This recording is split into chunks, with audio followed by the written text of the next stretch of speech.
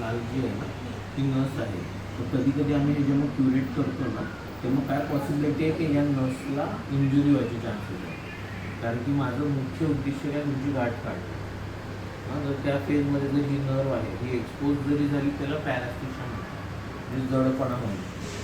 जडपणा होतो. मग काय होतं ते जडपणा आहे त्याला टेम्पररी अल्टर नर्व सेन्सेशन्स असं म्हणतात. अशा केसमध्ये आपण काय करतो औषधं देतो. औषधं देऊन मग त्याला कमी होतं. तुमच्या प्रोसिजरमध्ये गरज जर वाटली तर तो प्लेटिंग पण लागू शकते. मी तुम्हाला म्हटलं होतं कारण की इथे ना या थिनेस्ट पॉईंटला तो हार्ड खूप कमी आहे. 1 to 2 mm हार्ड आहे. तर अशा केसमध्ये मला गरज वाटली की इथे प्लेट पण लावावी लागू शकते. तुम्ही पाहिजे तेवढं अवॉइड करणं कारण की प्लेट लावली की बाहेरून जाड होतं. या सगळ्या गोष्टीवर आपण बोललो आहे. आज on the day of surgery मला परत सांगतो राईट आहे. या केसमध्ये जर ही गाठ परत होते तर तुम्हाला सेकंडरी सर्जरी लागू शकते. आणि तुम्हाला डे 1 पासून सांगतो आहे त्या केसमध्ये रिसेक्शन ही पद्धत लागू शकते. मी ती पद्धत करत नाही, मी रिकमेंड पण नाही करत. तुमच्या एवढ्या यंग पेशंट 50च्या वरती पेशंट आहेत तर ओके आहे. नाही तर जनरली आपण ही प्रोसिजर अवॉइड करतो यंग पेशंट. दुसरी तुमचा जो हा फुगीरपणा आहे आजची सर्जरी झाली आणि एका दिवसात तो फुगीरपणा गेला असं होणार नाही. इनफॅक्ट आजच्या सर्जरीनंतर थोडीशी स्वेलिंग तुमची वाढणार आहे. आजचे कारण की आपण एवढं 2 तास कमीत कमी प्रोसिजर लागणार. इंट्रावरली कट करणार, ओपन करणार, क्युरेटेज करणार, स्टिचेस कमीत कमी 10 स्टिचेस असतील. कमीत कमी 10 स्टिचेस असतील ते आपण 10 दिवस ठेवणार आहे. 10 दिवस 10 दिवस कमीत कमी स्टिचेस. मी तुम्हाला जेव्हा फॉलोअपला बोलले तेव्हा तुम्हाला यायचं आहे. तर हे पॉसिबिलिटी आहे. ह्या ज्या गोष्टी आहेत ज्याच्यामध्ये प्रोसिजरनंतर थोडं ब्लिडिंग असणं, थोडं स्वेलिंग असणं, थोडं पेन असणं, तोंड उघडायला थोडंसं प्रॉब्लेम येणं, फ्रॅक्चर जॉ होणं, रिकरन्स ऑफ दिस सिस्ट होणं, रिकरन्स ऑफ दिस पॅथॉलॉजी होणं, TMJमध्ये प्रॉब्लेम होणं, या सगळ्या पॉसिबिलिटी आहे. पण औषधांनी आपल्याला बऱ्याच गोष्टी कव्हर करतात. मी तुम्हाला काय म्हटलं बिफोर प्रोसिजर, ड्युरिंग सर्जरी म्हणजे before surgery, during surgery, post operative surgery 6 मंथ्सपर्यंत ही पॉसिबिलिटी नेहमी असते. का तुम्ही सायंटिफिकली आणि लॉजिकली विचार करून बघा. कारण या पॉईंटला ते सर्वात थीम आहे. या पॉईंटला ते सर्वात थीम आहे. तुम्हाला म्हटलं ना जर कोणाचा मार जरी लागला तरी ती पॉसिबिलिटी आहे. मी तुम्हाला एक्झाम्पल दिलं होतं. माझ्याकडे मुलगा होता त्याचा फ्रॅक्चर होतं त्यानंतर खेळायला गेला. जर तुम्ही आपली प्रोसिजर झाली तुम्ही समजा लगेच 15-20 दिवसांनी जॉबवर जाता कोणता हातबीत लागला तर तुटलं त्याची पॉसिबिलिटी नेहमी असणार आहे. कारण तिथे हाडाला मजबूतीच नाही. हे सगळे लॉजिकल पॉईंट आहे. पण माझं काम काय तुम्हाला सर्जरीच्या आधी ते सगळं गाईड करून राईट. त्यानंतर दात वाचवायचा मी प्रयत्न करेन ते मी तुम्हाला सांगितलं आहे.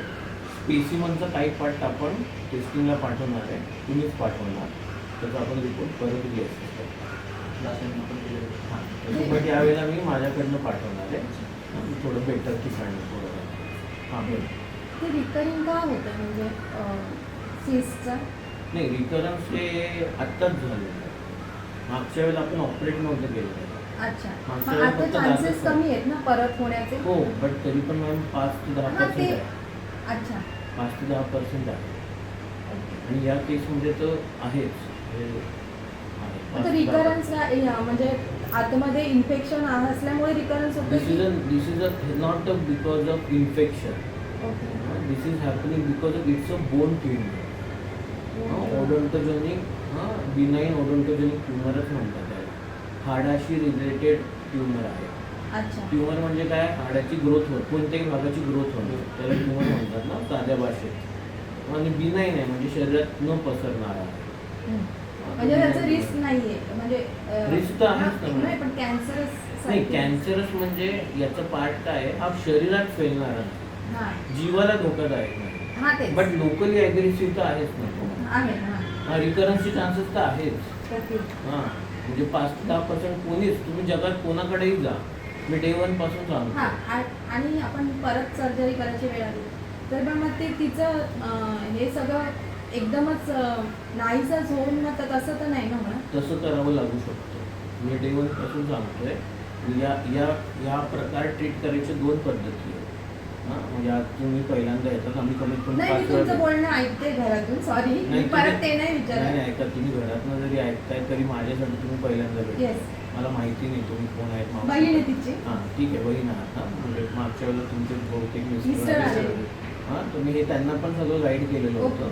या प्रकारची हाडाचा ट्युमर ट्रीट करायच्या 2 पद्धती असतात. एक म्हणजे पूर्ण जबडा कट करून घेतो आणि दुसरं म्हणजे क्युरेटेड, जी कन्झर्वेटिव्ह अप्रोच मी फॉलो करतो नेहमी इतक्या वर्षापासून. बरं तुम्ही 30 वर्षाच्या पेशंटमध्ये जबडा कट करून नाहीच चालेल. नाही नाही हां, बट त्या याच्यामध्ये आता जबडा कट केल्यावर तर काय 0% रिकरन्स ना, कारण की हाड म्हणजे बरोबर. हाडच नाही गेल्यावर. हां आणि ते नॅचरली रिकवर होण्याचे काही चान्सेस आहेत. मॅम, शरीरातली कोणती पण जी गाठ असते ना हां. ती स्वतःहून कधीच हील होते. गाठ नाही मग तर तिचा तो वॉकिंग तयार म्हणजे जे एकदम रिकामं झालंय तर तिथे आपण नॉर्मल आता माझं असं मास असेल सगळं तर ते परत फॉर्म नाही, होण्याची आता बघा शक्यता. त्याच्या आतमध्ये बॅड कंटेंट आहे ना, हां तर ते मी बॅड कंटेंट काढून घेणार.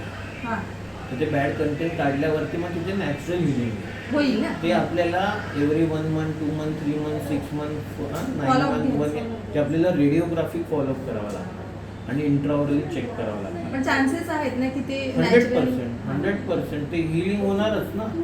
फक्त किती स्लो होईल किती फास्ट होईल हां, कोणत्या ठीक आहे. पॉईंटवर होईल त्याच्यावरती आपला कंट्रोल नाही. ठीक आहे ते ठीक. शरीराची जी हिलिंग कॅपॅसिटीवर आपला कंट्रोल नसतो. हम्म. कारण की ना जर तुम्ही यांचे खाली स्कॅन्स बघितलेत ना, हा खाली स्कॅन म्हणजे हे तुम्ही जर डिटेल बघितली असेल ना, पूर्ण परफोरेशन आहे आणि आतमधल्या साईडला परफोरेशन. हे बघा हे पूर्ण हां. हे त्याच्यामुळे नस पण आहे त्याच्यामध्ये, त्यामुळे पॅरास्टिशिया पण पॉसिबल आहे. एकदम हे बघा या पॉईंटला एकदम इतकं पातळ आहे, थिनिंग झालेलं आहे, इतकं थिनिंग झालेलं आहे.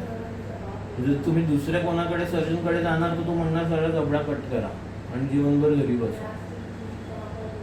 नाही ते ठीक आहे आपण म्हणजे ते होप करूया की आणि ते आणि तसं करावं लागलं तर ते मी करणार पण नाही. मी तुम्हाला आत्ताच सांगतो, मग तुम्हाला ते दुसरीकडे जावं लागणार आहे, कारण मी त्या ट्रीटमेंटच्या अगेन्स्ट आहे. हां. हां, कारण की because of my treatment my patients quality of life is deteriorating. If this kind of thing happening I will not do it. I am conservative surgeon. हे मी We आधीपासून can hope that naturally ते form होईल. हां 5 ते 10% chances आहे रिकरन्सचा. म्हणूनच आपण प्रॉपर टाईम देऊन प्रोसिजर करणार आहोत. प्रॉपर त्याचा स्पेसिमम टेस्टिंगला पाठवणार आहोत गोळ्या.